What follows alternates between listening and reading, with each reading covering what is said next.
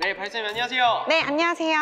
오늘 준비해주신 메뉴는 뭔가요? 여러분, 모모스 대표 블렌드 혹시 아시나요? 프루티 봉봉이라고 하는 산미가 도드라지는 블렌드인데요. 제가 이 프루티 봉봉 커피를 가지고 시그니처 음료를 만들어 볼 예정입니다. 제가 이 프루티 봉봉을 처음 테이스팅했을 때 오렌지 산미와 캐러멜의 단맛의 밸런스가 굉장히 좋더라고요. 그래서 오렌지의 뉘앙스를 잘 살려서 이름이랑 적합하게 과일의 맛이 좀 많이 나는 그런 차가운 음료를 만들어 볼 예정입니다. 먼저 에스프레소는 20g의 커피를 도징을 해서 40g을 추출을 할 예정이고요. 추출 시간은 20초 중후반대 정도로 맞춘다고 생각을 하시면 좋을 것 같아요.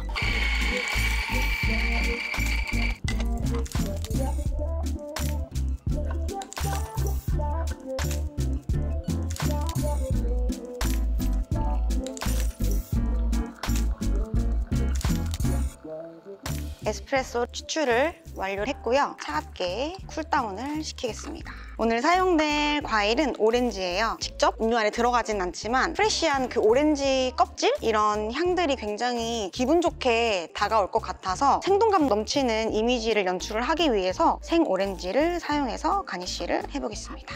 이런 핀을 칵테일 가니쉬 핀이라고 얘기를 많이 하는데요. 인터넷에서 쉽게 구매할 수 있기도 하고 몇 개 사놓으시면 가니쉬 할 때 굉장히 많이 다양하게 사용되기 때문에 하나씩 구매해 두시는 것도 굉장히 좋을 것 같아요. 오렌지 과육 쪽에 핀을 꽂게 되면 고정되는 힘이 약하기 때문에 껍질 쪽으로 이렇게 힘을 줘서 이렇게 마찬가지로 이렇게.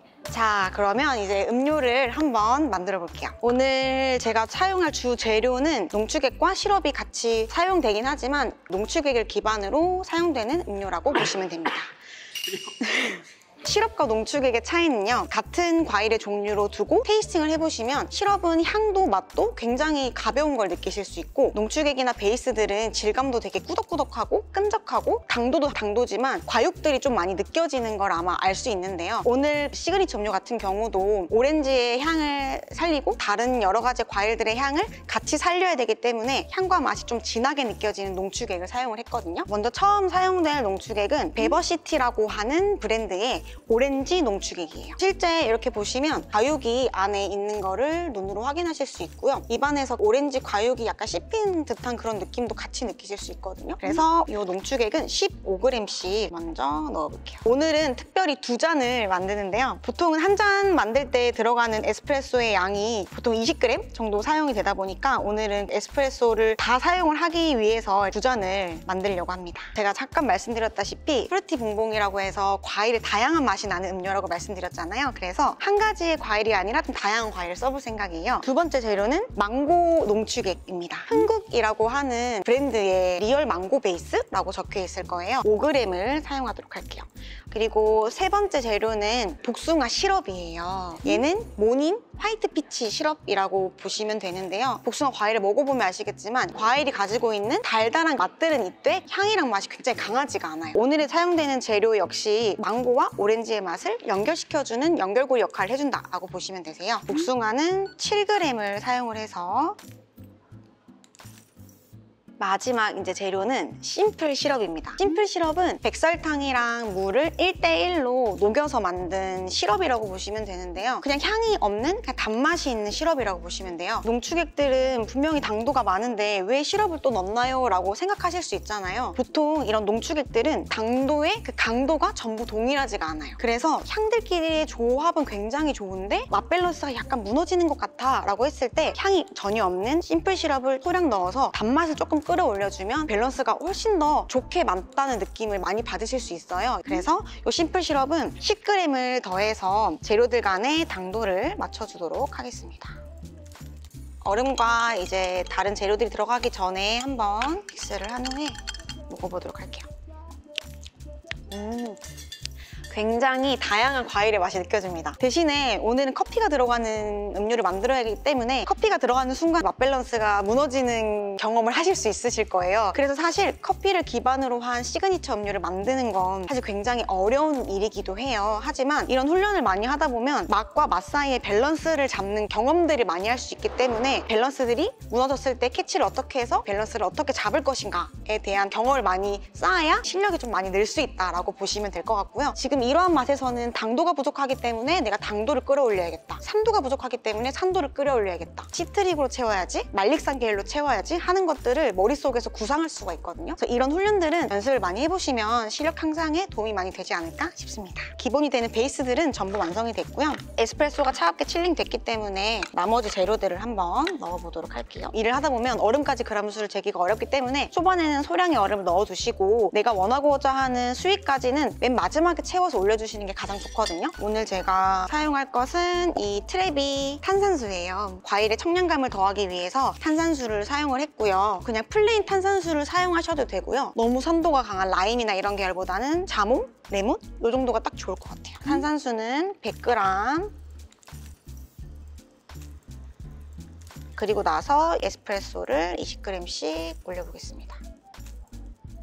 이렇게 완성된 음료에 이제 가니쉬를 올려볼 건데요. 잔에 이렇게 꽂아줍니다. 자, 이렇게 꽂아주신 다음에 약간 컬러감이 좀 심심할 수 있다 할 때 이런 허브 계열들 있죠. 보통 타임이나 뭐 일반 애플민트나 스피아민트 여러 가지가 있어요. 제가 느낄 때는 가니쉬에 올라가는 애들은 향이 많이 없는 허브를 사용하시는 게 가장 좋아요. 이렇게 하면 음료가 완성이 됐고요. 전 여기서 심심할 수 있는데 조금 더 강한 임팩트를 줘보자 라고 해서 이렇게 예쁜 나뭇잎 코스터를 가지고 왔어요. 여기 위에 이렇게 음료를 올리면 마치 진짜 그 과일의 맛과 이런 것들이 음료를 보자마자 연상되는 느낌을 많이 받으실 수 있을 거예요. 거기에다가 이렇게 예쁜 빨대까지 더해주면 완성이 됩니다. 이 가니쉬는 그냥 여기 안에 퐁당 넣으시면 돼요. 그리고 레이어드가 져 있기 때문에 맨 아래쪽에 있는 농축액들을 커피랑 잘 섞어서 드셔야 밸런스가 굉장히 좋고요. 잘 안 섞어서 드시면 아무래도 아래쪽에 재료들이 많이 깔려있기 때문에 맛 밸런스가 무너질 수 있어요. 그래서 여러분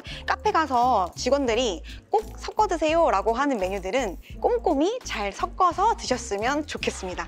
저는 진짜로 손님이 섞어 먹으라고 말씀드렸는데 안 섞고 막 빨대로 드시는 경우가 있어요. 그럼 저는 진짜 뛰어가서 고객님 제가 섞어 드릴까요? 하고 제가 섞어 드리거든요. 왜냐면 저희가 이렇게 정성스럽게 만든 음료를 의도대로 못 드시면 그 맛이 전달이 되지 않기 때문에 잘 섞어서 드시면 좋을 것 같습니다. 이것이 진짜 바리스타의 마음입니다. 자, 넣어보겠습니다. 네. 오, 맛있네. 커피 들어가면 웬만하면은 다른 과일 소스들을 그냥 묻어버리거든요? 근데 이거는 커피의 맛까지 딱 풍미에 나면서 과일 소스의 향이 되게 풍부해요. 제가 아까 프루티 붕붕이라고 하면서 프루티한 느낌을 많이 살리고 싶다고 말씀드렸잖아요. 에스프레소에서 가장 강하게 느껴졌던 오렌지의 플레이버, 핵과류인 복숭아의 플레이버, 또 하나 더는 이제 열대 과일의 망고의 플레이버. 각각의 다른 종의 과일들을 믹스시켜서 하나의 혼합된 이제 밸런스를 맞추는 거를 이 음료로 보여드리고 싶었는데 사실상 저는 커피가 들어가는 음료에서 커피의 맛이 너무 지대적으로 강렬하면 아무래도 음료가 얼음에 녹아졌을 때 맛이 변화할 수 있기 때문에 초반부터 커피의 맛을 너무 강하게 끌어올리지는 않는 편인 것 같아요. 다만 대회에서의 메뉴들은 커피 맛이 많이 나야 되기 때문에 대회 레시피들 보면 커피가 좀 주로 들어가긴 하지만 일반적인 베리에이션 되는 음료들을 만들 때는 커피가 느껴지긴 하지만 너무 강하지 않고 따로따로 비교해서 먹어봤을 때는 커피의 맛이 지대적으로 많은 영향을 끼치는 그런 음료를 좀 만드는 걸 좋아하고 선호하는 편인 것 같아요. 확실히 말씀하신 대로 그렇게 커피가 딱 과하지도 않고 적지도 않고 굉장히 알맞는 뉘앙스가 풍겨지는 것 같아요.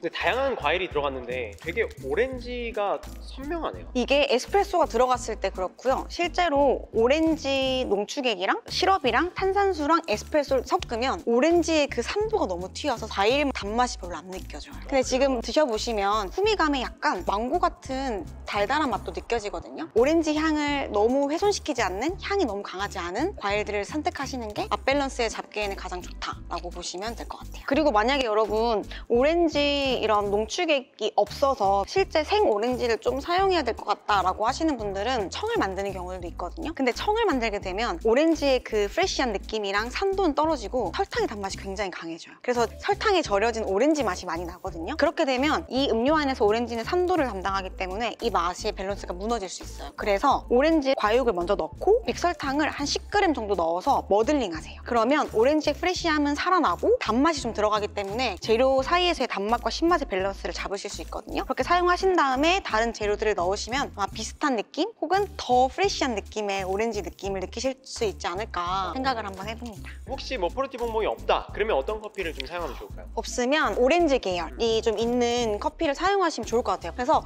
보편적으로 그냥 워시드 계열이나 혹은 스페셜티 블렌드 커피 중에 에티오피아가 섞여져 있는 블렌딩들은 자유롭게 사용하셔도 괜찮을 것 같아요. 이제 곧 얼마 안 있으면은 대회잖아요. 좋은 결과 진짜 꼭 있으셨으면 좋겠고. 저는 일단 큰 트로피를 가지고 오고 싶은 것이 또 저의 욕심이기도 하고 꿈꿔왔던 그런 무대에서 좋은 시연으로 또 좋은 결과까지 얻어오는 것이 저의 목표이기 때문에 남은 기간 한번 최선을 다해서 연습을 해보도록 하겠습니다. 코치가 굉장히 중요하니까 우승 못하시면은 돌아오시지 말라고 하세요. 강민서 바리스타님한테. 여러분 이거 진짜 뭐 하는 거야?